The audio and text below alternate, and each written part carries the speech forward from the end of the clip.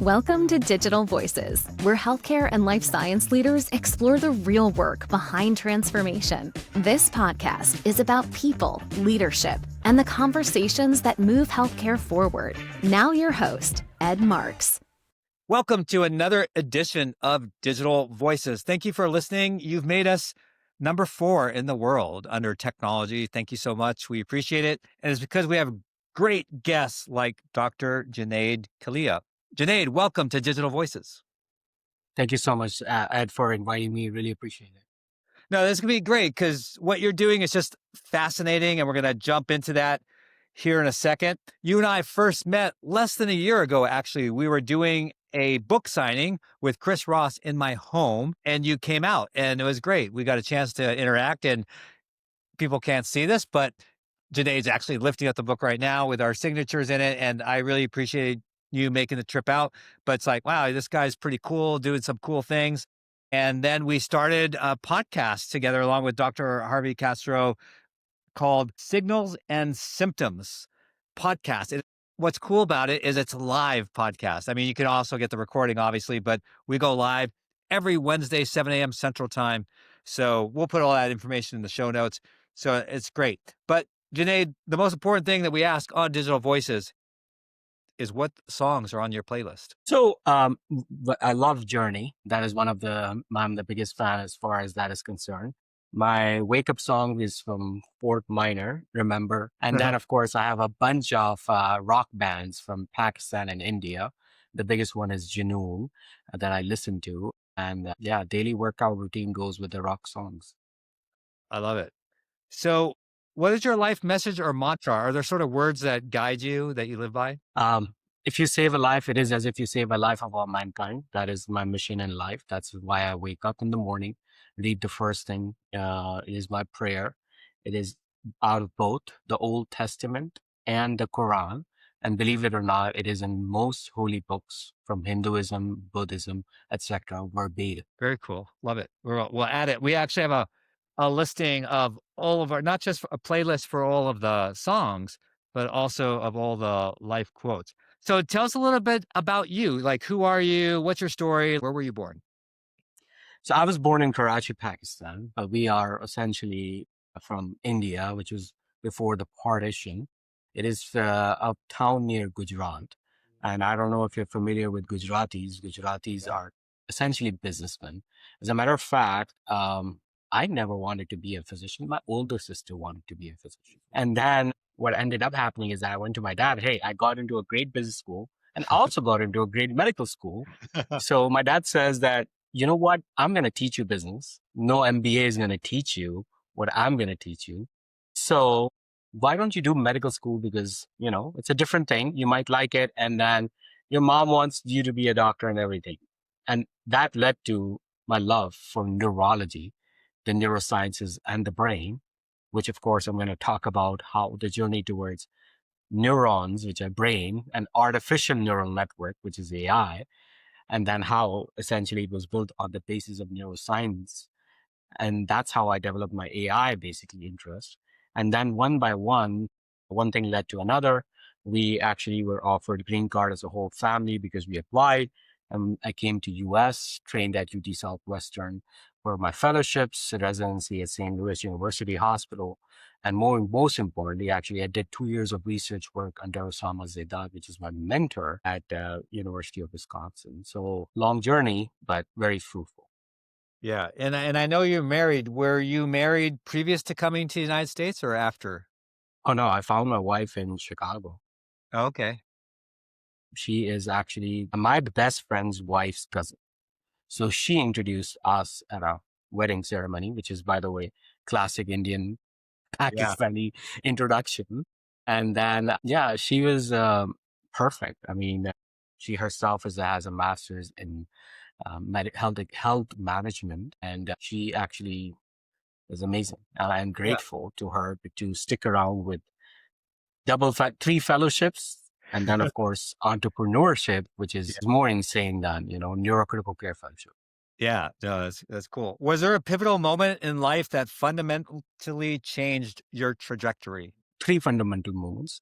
One was actually not doing business and doing medicine, which is becoming a identity of a healer. And as you know, most physicians do very strongly identify themselves from their work perspective, which is, again, one huge shift when I actually started medical school and started loving it.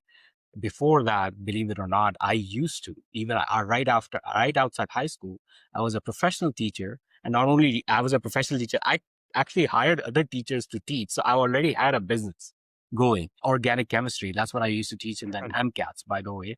So that was one pivotal shift from business to really concentrating on the healer side. And then from healer to coming here and understanding the research side of things and actually understanding how vastly important clinical research as a back end, but research in general, which lacked significantly in my mind. So essentially identifying myself from a physician to physician scientist. And then lastly, going back to essentially becoming an entrepreneur as an identity, but more importantly, an AI sort of expert in healthcare. So those were three pivotal shifts in my mind, that going from pure business, a physician scientist to entrepreneurships. And I use entrepreneurship as a different category than business. I mean, running a clinical practice is a business, haircut salon is a business, but entrepreneurship is very different. You alluded to the fact that you had chosen neurology. Go a little bit deeper. Like, why did you get into it? Because that's going to lead into SaveLife.ai, which I want to talk about as well.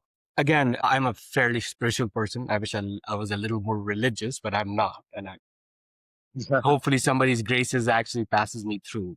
The most important thing that is important from an upbringing perspective is for my parents to be ethical. So we're very, very grounded. Not, by the way, not the whole family is not even that religious, FYI. But we were grounded in ethics, which is nothing to do with religion, by the way. I mean, religion starts when ethics ends. So, but the idea was that you need to have a set of core beliefs that you operate under. And then even if somebody doesn't exist up there, it doesn't matter. You operate that you are answerable, because at the end of the day. So when you're reviewing these things in the world of consciousness and going up to that, what I realize is that the operating team needs to be fully conscious and available. That's number one. Yeah. And then when I was reading through this, what I realized is that most of even biggest religions are text-based, essentially.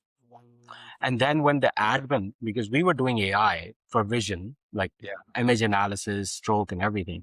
But the minute I saw ChatGPT 2 and then 3, and that is even before the 3.5 and everyone understood it, and we were in the AI game because of the vision part, then I realized that more so, it's like a light bulb moment, that we are really in a strange territory. I'm just going to be honest. It's a very strange territory. I mean, it is. And the way I defined it is a non-human intelligence, quote unquote, an alien intelligence, right? So at that point in time, this technology basically completely shifted. Essentially, really at the core shook me up, because if computer is generating text, and we actually thought that humans are the only one who understand language. But if you literally talk to someone, how do you differentiate a human and an animal? Because they communicate, right? Clearly, beautifully communicate. Dolphins, dogs, they communicate way better. As a matter of fact, humans, when they do need clarification in communication, they do not use language. That's why airport has signals of hands, paddles, and everything, because we miscommunicate with language. So what I'm saying is that communication is a different problem, but language, poetry, songs that you just started with, has such a deep connection with being an identity of human. And when it goes to machine, that honestly shook me to the core. I was like, okay, I need to understand, is it really true or fake? And then I realized that it's neither true nor fake. And it's a wrong way of thinking, which I'm not going to discuss. But the idea was that this technology is really shaping how you define humans, let alone how you define AI. So you mentioned sort of this third identity, entrepreneurship. So you did start this company, SaveLife.ai. So tell us the origin story. So origin story is very simple. I'm a stroke physician. I came to US. We wanted to go back and serve the countries because, by the way, my whole medical school fee was $500 for 5 years. Wow. $500. So I was on a government scholarship. I said, I should give something back. So I we used some of these applications here from great companies, by the way. I'm not going to name them, but they are fantastic people that developed this. And I asked them, hey, can we take these technologies back? But they were saying that it was not possible or it was extremely expensive. So there was no business case or because it was more of a philanthropy approach. So I said, I mean, I would rather build it myself.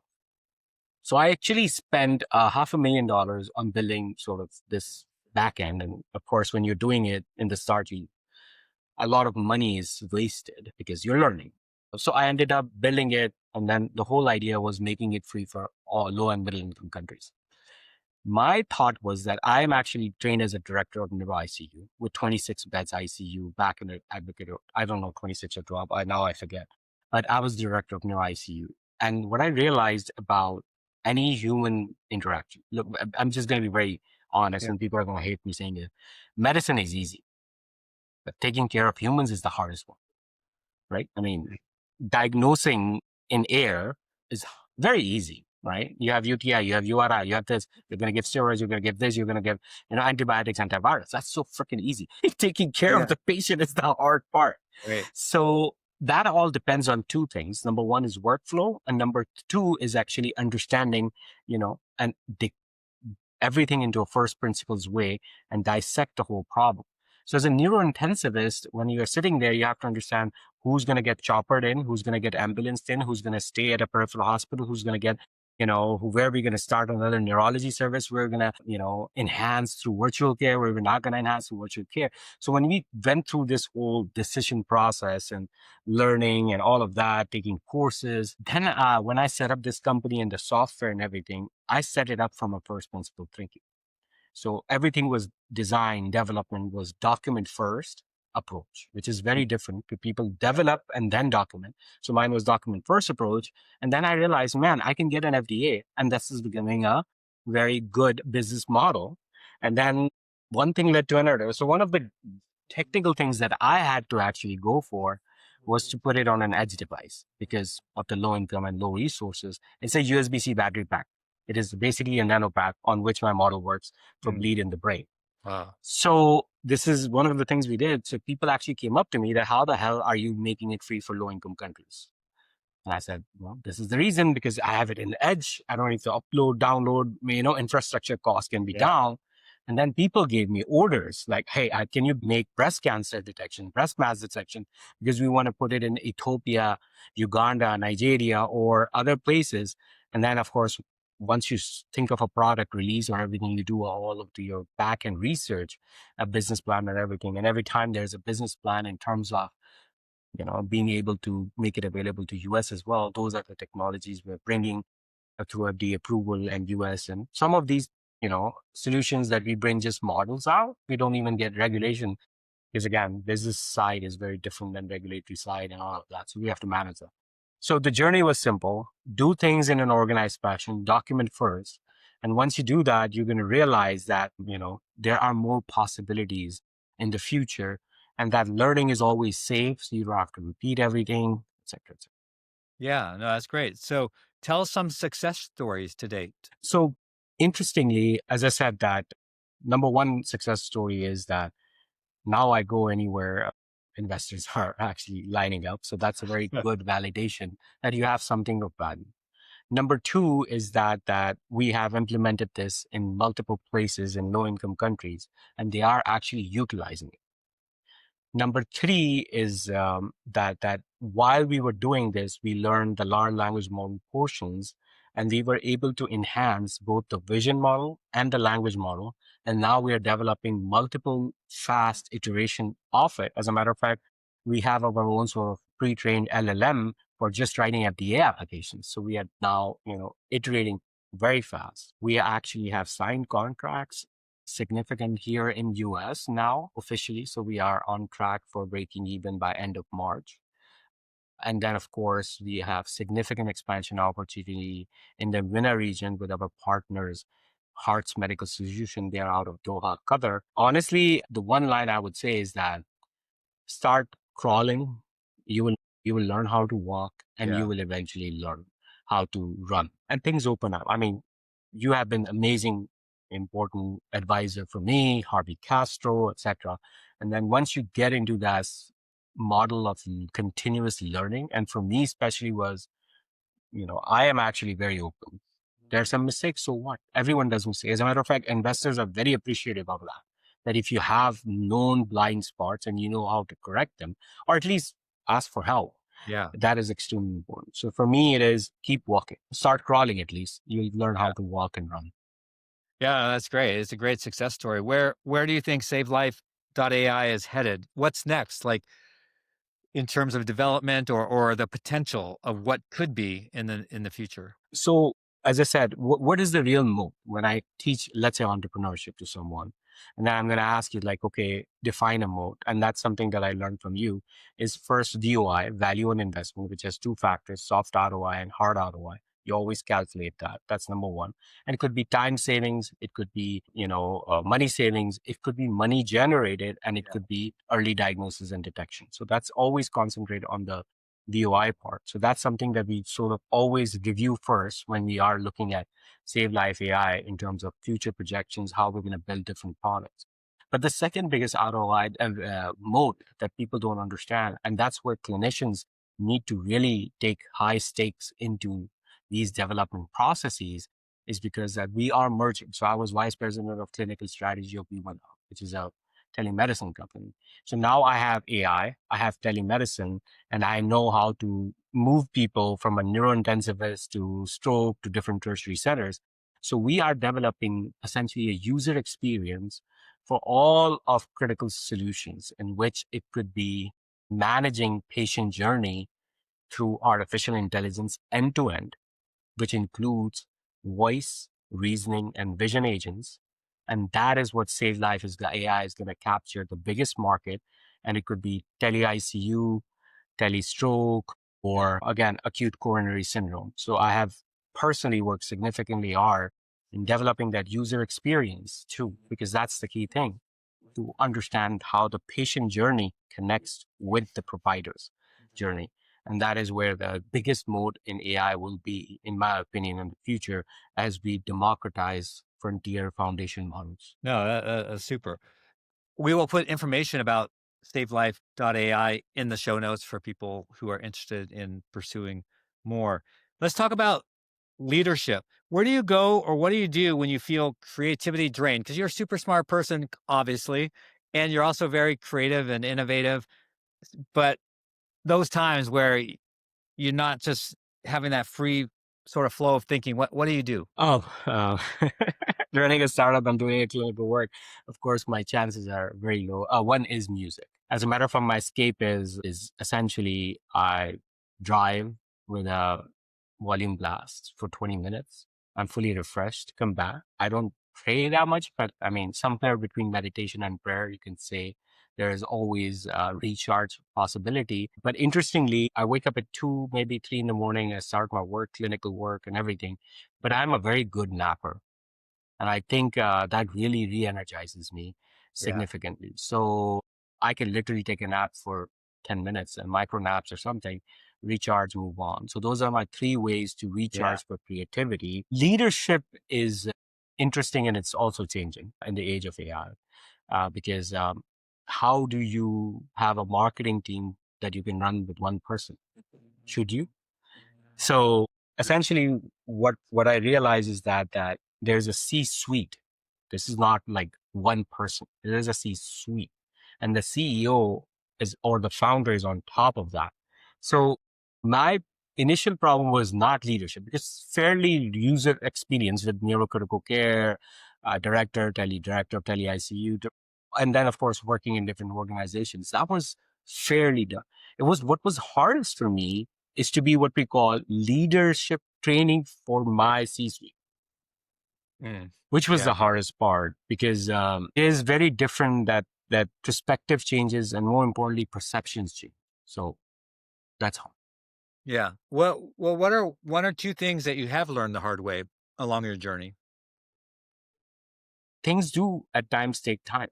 You Yeah. just have to be patient, actually. That would we say that, patience is extremely important. And that's where my wife comes in. She always reminds me again and again that anything worth doing in life at least takes 7 years. medical school 4 years, 3 years of residency. I mean, even in any other career in your life, where you come in, out, it takes 7 years. And I know it's just a real odd situation with this VC funds and all of that. And my investors ask me, "Oh, well, he's saying 3 years." And I was like, "Oh yeah, go with him. I'm just gonna be very honest and clear. Anything worth doing in life requires time and patience. And then the second big, of course, is with the patience is resilience. And that's where the second important thing is. And that's what I keep teaching my leadership now. I think the best book I read is with grit. If you're going to spend money behind a founder, which is again, early stage investor is essentially the founder because co-founders even leave and everything. But the point, the definition of grit is essentially doing hard work persistently for a number of years. And that's grit without basically tiring out and everything. And that's, I think, is my biggest lesson that I realized. And I'll keep telling physicians, entrepreneurs, that you need to be patient because, for you, and by the way, just to give you an example, the average physician lifetime income is going to be $25 million with a $5 million savings at the end. Maybe it's just, of course, some people do better and all of that. Right. But at the end of the day, and if you're thinking you're going to make a startup for the $50 million or $100 million or $500 million without medical school, residency, fellowship, like, come on. So anyways. Yeah, let's end by going back almost to the beginning. Was there anything that your parents forced you to do when you were a kid growing up and you maybe rolled your eyes, but now that you look back, you're glad they did it? Oh yeah, I was essentially a kid with ADHD supposedly, and my mother was extremely strict, and I'm extremely grateful to her for that. Yeah. But once I did, but she understood because, when I commit, I commit. I mean, there's a small story. In the first grade, actually, I failed on the midterms because there was a midterm start.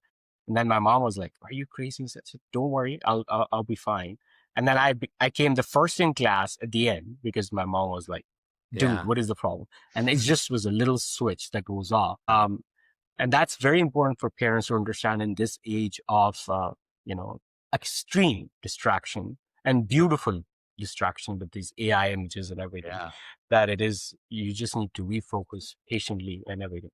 So that's number one. And the second thing that my dad taught me is the word value itself. Anytime you would have a discussion, he would have, okay, what is the value?